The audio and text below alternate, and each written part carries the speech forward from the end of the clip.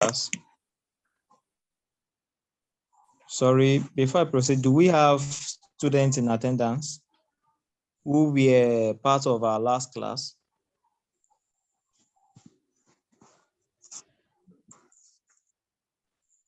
If you were part of our last class, please, can you respond to this?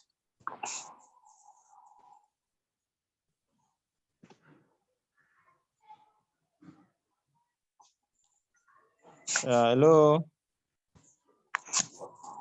I don't think anyone here yet. The student that attended the last class, I don't think they've logged in yet. Okay. I wanted to make a brief revision of what we had last week. No problem. Let's introduce ourselves to a new topic. I gave assignment on previous class. So students who are yet to submit their assignments, which some students have made their entries, but some who are yet to submit their assignment should try as much as possible to make sure the assignment gets to my DM as soon as possible, because I'll be attending to those assignments very soon. All right, so let's introduce ourselves to a new topic now, which is tagged sentence structures. Sentence structures. So this course of study will be categorized into 3 sections. So we're going to have one session now, another session probably next week, then the other third session after. So in this session, we are going to consider sentences here, sentences, where we're also going to see sentence structure in another session. And the third session will also be tagged. So this one, let's see what sentences are. Every day by day, alongside our activities in businesses, in classes like we have it now, in interactions with our friends, with our parents, whatever we do, sentences are major components of these various activities. I believe it's very hard for there to be transactions, conversations, or activities, interactions without the use of sentences, either orally, which is also verbally, or in written forms. Either way, we are making sentences. So that is just a brief introduction of what sentences entails. But now let's see the contextual meaning. What does sentences really mean? Yes, we said sentence is a very major component of our day-to-day activity. Yeah, but what does it really mean in context? Well, a sentence refers to a group of words. It's a group of words, a group of clauses, or group of phrases, or the combination of phrases and clauses, either way, that express a complete idea. Again, I repeat myself, a sentence refers to a group of words. It might comprise a group of clauses, a group of phrases, or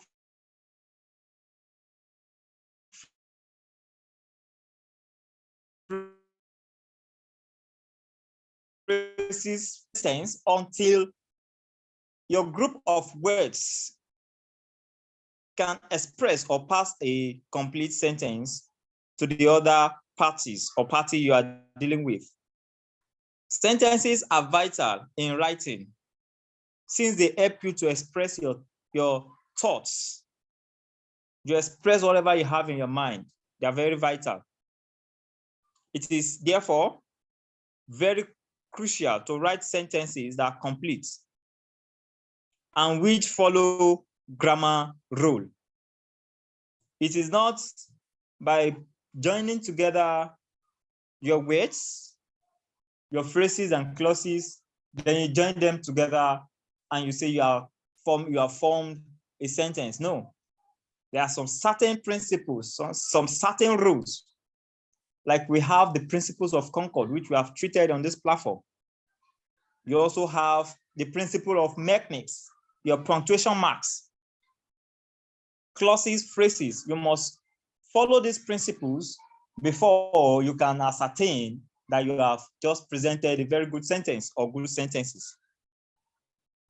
A sentence refers to a clause, like I said, a word, phrase, or a group of phrases, or a group of words, or a group of clauses that give a complete assertion, idea, or thoughts. A sentence can give a statement. It can be a sentence in form of a statement. A statement is made from a sentence. So a sentence can be in form of a statement. A sentence can be in form of a question. A sentence can be in form of a command. It can indicate exclamation. A sentence can express a wish in terms of prayer or an assertion, and could also show show action or performance. Yeah, your sentence can show or indicate actions or performance. When writing, please note this. It's a very important point. When you are writing, a sentence always starts with a capital letter. It is very important you begin your sentence with a capital letter. And most especially wherever you are writing a proper noun, when you are giving a proper noun, like a name of a place, a name of a person, a name of an animal, a name of a thing that is very popular, you start that word with capital letter. And most especially, it is principled that when you're writing an address in your letter, most especially formal letter, you start each of the wordings of your address with capital letter. So that's what sentences entail. You must start it with capital letter, and a full stop, exclamation mark, or a question mark must end the sentence. Is either you end it with a full stop, exclamation mark, a question mark, and in some cases, comma. But in the case of applying your comma, it must have contain a meaningful sense or a meaningful expression before you call it a sentence. Complete sentence typically contain a verb, can stand alone and still make sense. And they are so clearly expressed as a complete thought. Look at this from what I said. From here, you can vividly extract the features of a sentence. You can vividly highlight the feature of a sentence. I said a sentence contains a verb. It must contain a verb. In fact, a finite verb to be precise, or other kinds of verb, but it must be a verb. A sentence can stand alone. A meaningful sentence can stand alone, and it can still make a sense.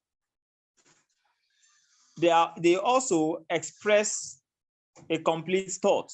So now let's see. Expressly, let's see the features of a sentence. I hope I am communicating. Are you following? Please let me know if you are following.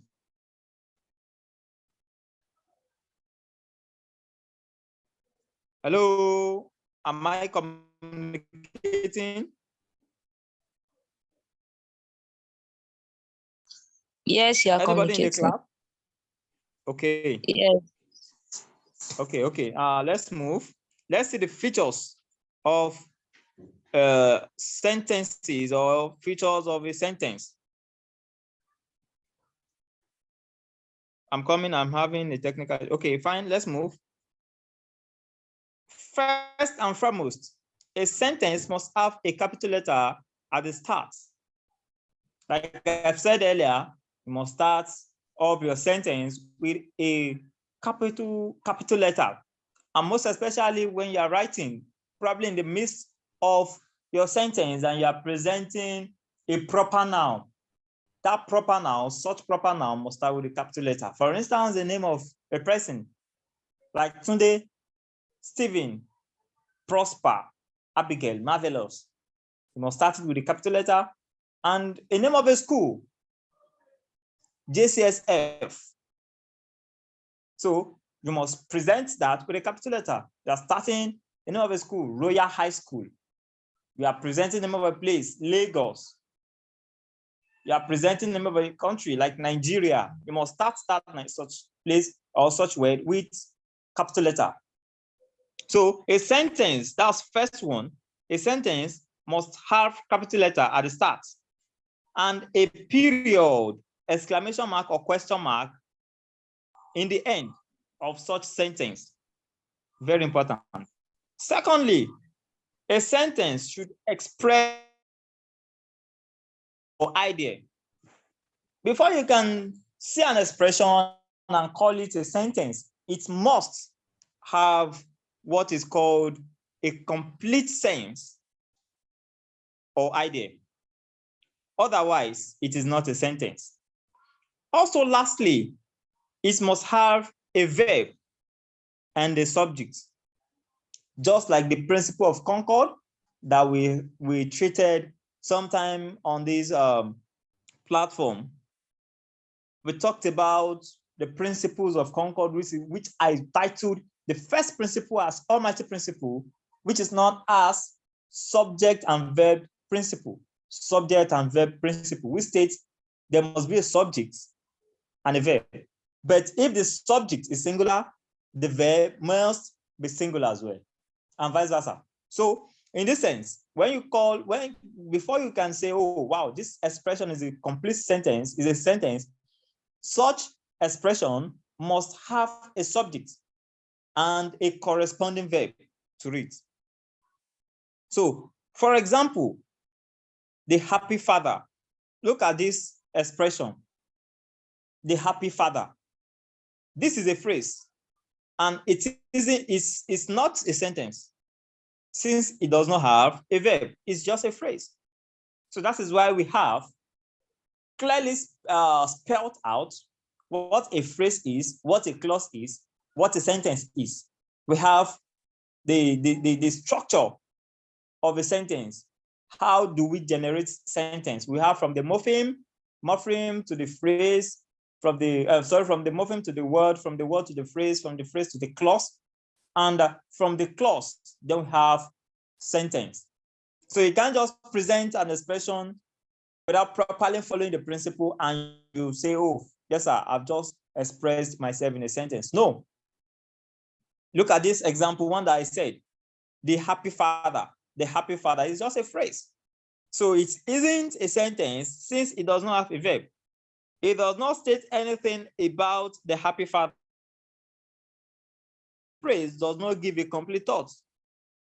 Because if you can remember, a sentence must give a complete thought or idea for it to be a sentence. So, and from this phrase I said, the happy father, it isn't a sentence because there's no verb. Now let's look at this, another example that I want to give. The boy is playing with his sisters. The boy is playing with his sisters. So this is a sentence because it has the subject, which is the boy, and the corresponding verb, which is playing. and the object sisters. So we can see this and we can say, wow, this is a sentence because it has the features of a sentence. Now, we also, okay, now let's go because of our time. I've given 2 examples, and where one is a phrase which is not expressing a complete thought, and the other is a sentence which is following the full principle of sentences. So now let's see the structures of sentences, the structures of sentences. So we are made to understand in English, in the study of English language, that there are 4 structures of sentences, which are simple sentence, compound sentence, complex sentence, and compound complex sentence. So now let's see these 4 sentences, one after the other, and see what each of them mean. We said we have simple sentence. What are simple sentences? These sentences have one clause. Wherever you see a sentence with one clause, which is independent clause, then it is a simple sentence.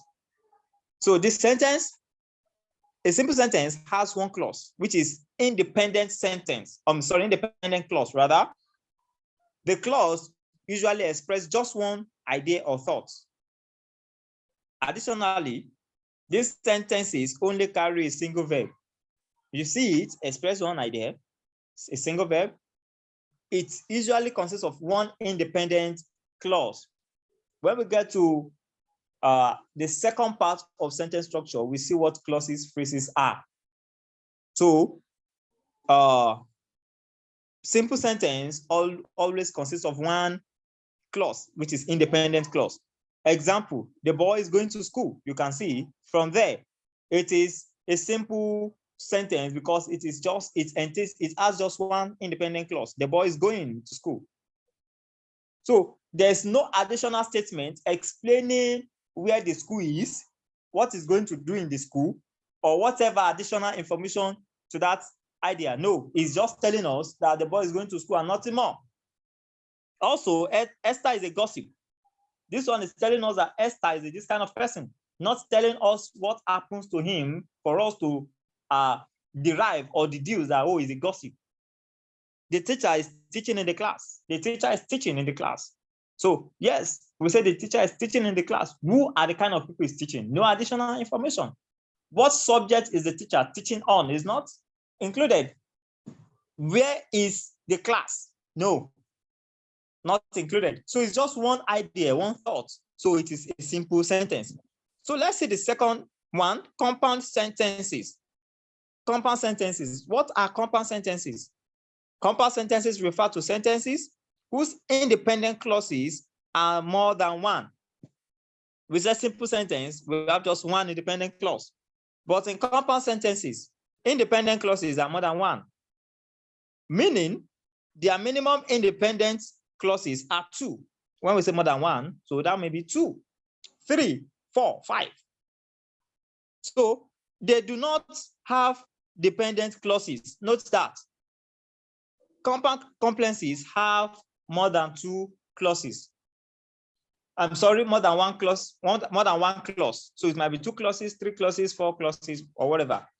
But they don't have dependent clauses. So these independent clauses are joined together using conjunctions or punctuation marks. The punctuation mark used is the semicolon or conjunctions. Now, conjunctions can be used such as and, but, yet, for, so, nor, or, etc. Example, Michael studied at the USA, and Elizabeth studies in China. Michael studied at the USA, and Elizabeth studies in China. Michael studied at the USA is a clause, independent, and Elizabeth studies in China is also an independent clause. So these are 2 independent clauses forming a sentence. So it's a compound sentence with 2 independent clauses without a dependent clauses. Sorry, without a dependent clause, rather. Sorry. So Mary is cooking, but Moses is washing the dishes. Mary is cooking, but Moses is washing the dishes. So look at this. Moses is washing the dishes is a clause, independent for that matter. Mary is cooking is also a clause, independent. But these two clauses are joined with the conjunction but. So this conjunction but, B-U-T, is a conjunction connecting or conjuncting Mary is cooking with Moses is washing the dishes. So we can see this sentence that comprises two independent clauses. Also, my vehicle broke down. I arrived late. My vehicle broke down with semicolon. I arrived late. Look at it. My vehicle broke down. You put semicolon, then you continue. I arrived late. You know that semicolon, the one that used to have comma and dot at the top. That's semicolon. My vehicle broke down, semicolon. I arrived late. So this is a form of compound sentence with two indefinite clauses. Sorry, two independent clauses rather. So my vehicle broke down, an independent clause. I arrived late, an independent clause. So we combine these two independent clauses with the use of semicolon, which is a punctuation mark. So you can see the first one, there isn't a semicolon or a comma or any punctuation mark, but rather we use conjunction and. The second one we use conjunction but the last one, which is the third one, we use a punctuation mark, semicolon. So let's see. So these two are the first two types, forms of structures of sentences. Now let's see another one, the third one on the list, complex sentences. Complex sentences. What are complex sentences? These sentences have a main clause and a dependent clause, at least one. These complex sentences do have a main clause. A complex sentence will always have a main clause, then at least one dependent clause. Additionally, well, you can say complex sentences have to be subordinate, subjunctions, which indicates a dependent clause. Such include like, because, after, as, although, how, before, since, each, once, and so on and so forth. For example, I missed my exam because I was late. Now look at it. I missed my exam. I missed my exam is an independent clause. I was late is a dependent clause. But these two clauses, both the independent and dependent, were joined together with the use of because, which is a conjunction. You can see this. So the independent clause is I missed my exam, whereas the dependent clause is I was late. So the subordinating conjunction is because. So I missed my exam because I was late. Also, I cooked hurriedly after his arrival. I cooked hurriedly his arrival. Look at these two clauses. His arrival is a dependent clause. I cooked hurriedly is independent. His arrival, dependent. So look at these two clauses joined by what? After. So this is an example of complex sentences. At least one dependent clause must be in complex sentence, while you have one independent clause. So the feature of complex sentence is it must have one one independent and at least one dependent. But however, your dependent clause in complex sentence might be more than one. You might have more than one dependent clause. You might have two dependent clauses. You might have three dependent clauses. You might have 4 dependent. It depends on the kind of sentence you are constructing. So that is complex sentence. Now let's see, what are compound complex sentences? The last one on our list. What are compound complex sentences? These sentences have multiple clauses. That is, minimum of 2 independent, which is main clause, and a minimum of 1 dependent clause.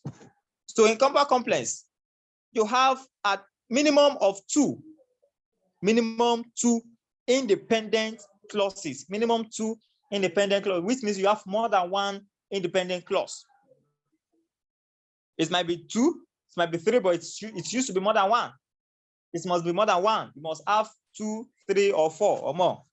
So it has minimum 2 independent clauses and a minimum of 1 dependent clause. So you can have 1 dependent clause, you might have 2 dependent clauses, you might have 3 dependent clauses, but you must have more than 1 independent clause. It might be 2, 3, 4, but it must be more than 1. Are you getting my point?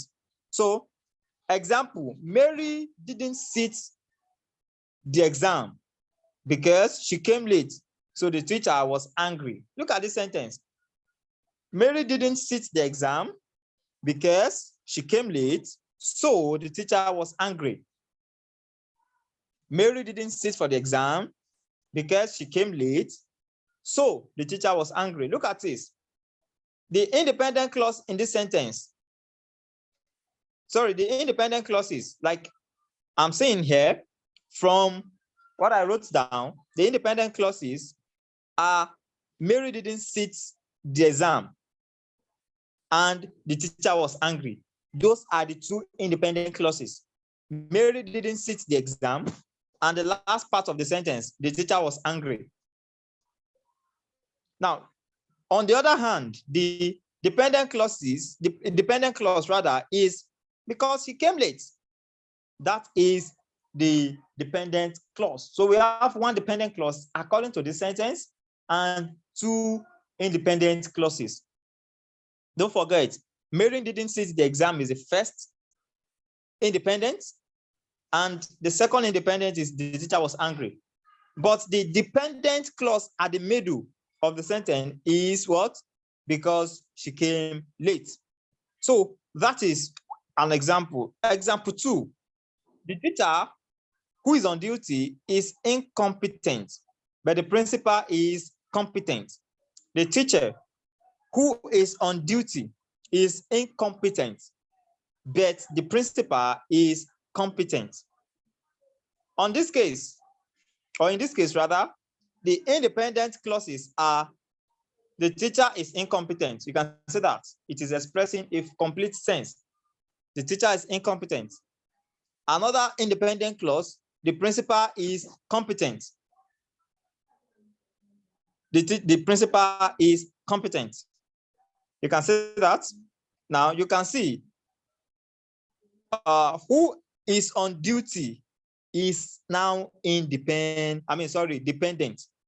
We have 2 independents here. The teacher is competent and the principal is competent. Those are the 2 independent clauses. But we have the dependence clause here, the dependent clause, which is who is on duty.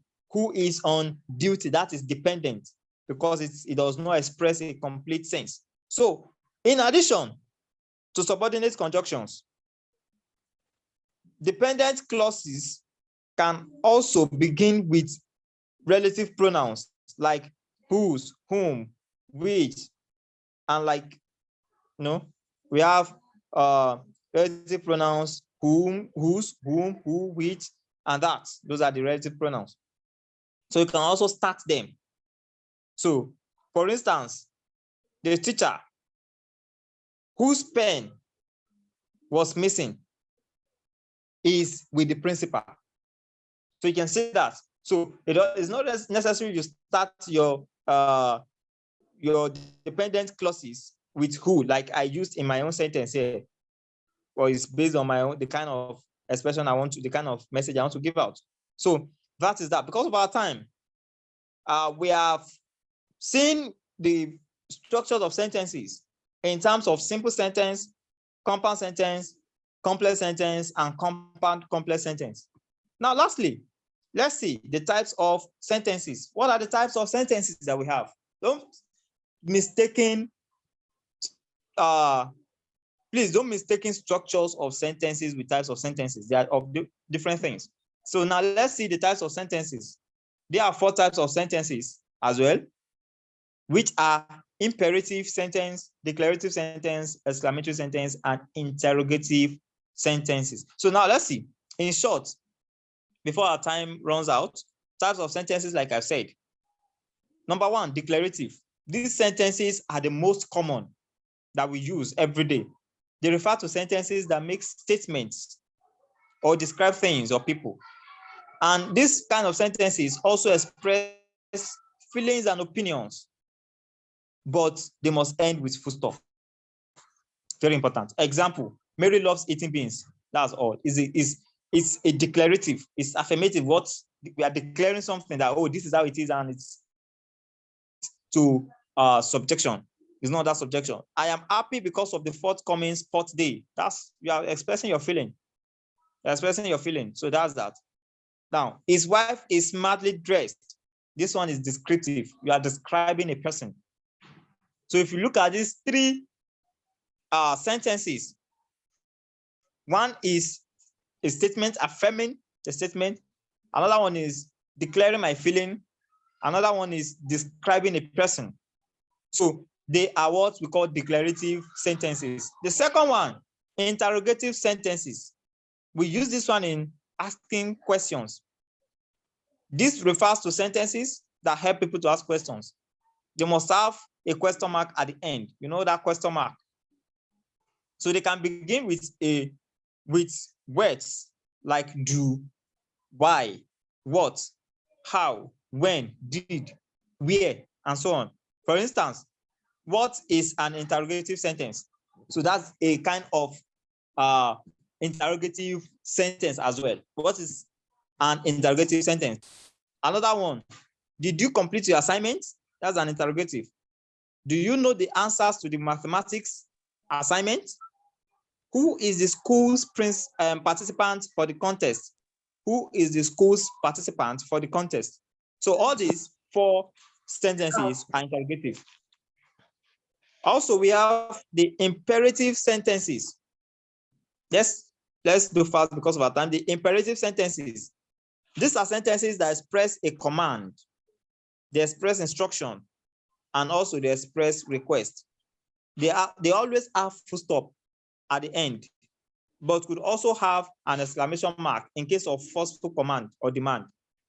Example, give me some tea. That's a request. I'm requesting, I'm not commanding, give me some tea. Write a letter to the school principal before tomorrow. Now, the way I wrote this one down is having an exclamation mark. Write a letter to the school principal before tomorrow. Yes. Are you talking to me? 5 minutes more. All right. So let me just take the last one, which is exclamatory sentence. Exclamatory sentence, from the word itself, you should know what that means. They are sentences that express emotions. They must have an exclamation mark at the end, which is important. For instance, wow, he got a law degree. Whoa, wow, what a great day. Wow, what a great day. How well she dances, like that. So these are the kinds of sentences that we have. So we have the types of sentences, and as well we have the structures of sentences. So having critically analyzing this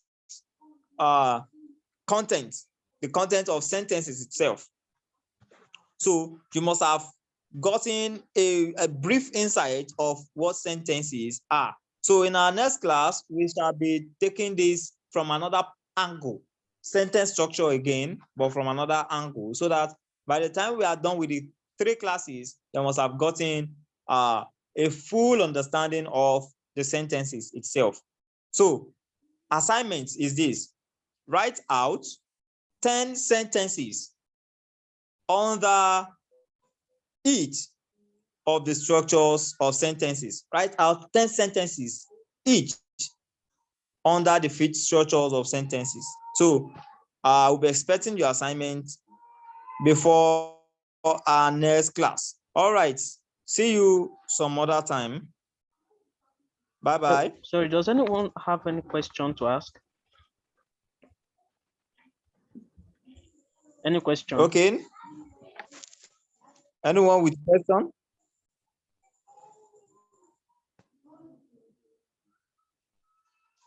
Does anyone have a question from what we have said so far?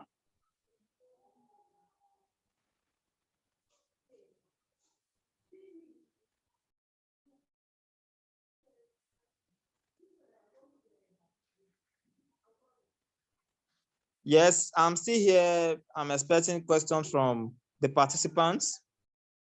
I can see we have some participants in the house. So who amongst us has questions to ask?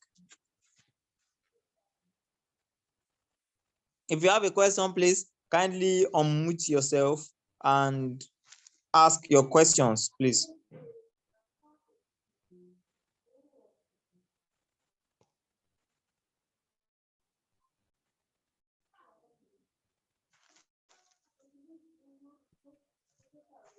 Are there no questions?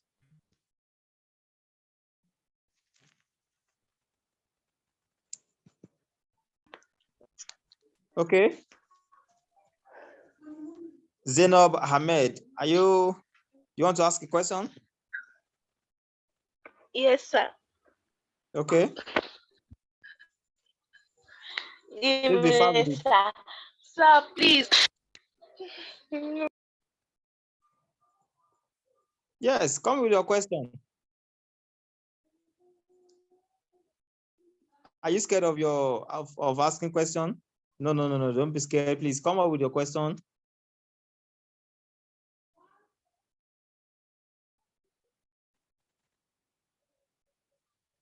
I think the girl is not online with us again.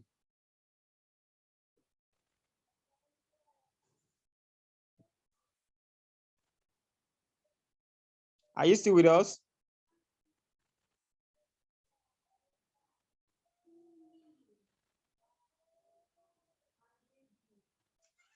Okay. So in the absence of questions, I think we are good to call it a day. So I'll be expecting the answers to your assignment before our next schedule. So bye.